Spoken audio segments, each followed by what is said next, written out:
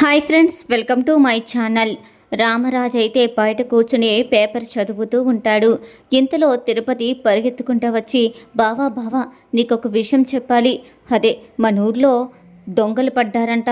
10 ఇళ్లల్లో డబ్బులు నగలు అన్నీ దోచుకుని వెళ్ళిపోయారంట అని చెబుతాడు.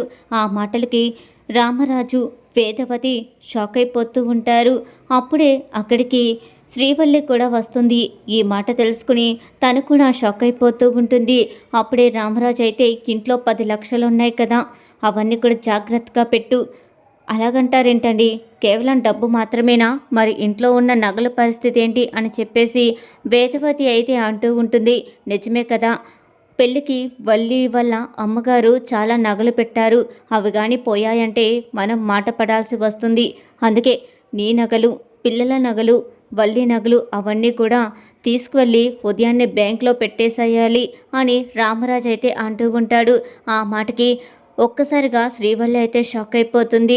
ఇక వేదవతి అయితే, అమ్మ శ్రీవల్లి, అర్థమైంది కదా, నగలన్నీ కూడా బయట పెట్టి ఉంచు, మనం బ్యాంకులో పెట్టాలి అని చెప్పంగానే సరే అత్తయ్య అని చెప్పేసి వల్లి అయితే లోపలికి వెళ్తుంది.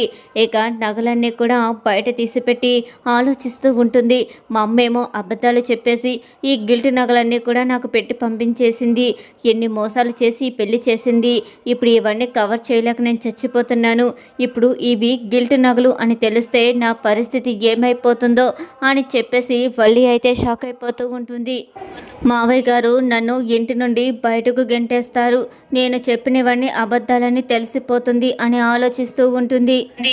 ఈ వీడియో మీకు నచ్చితే లైక్ చేయండి, ఛానల్ని అయితే తప్పకుండా సబ్స్క్రైబ్ చేసుకోండి.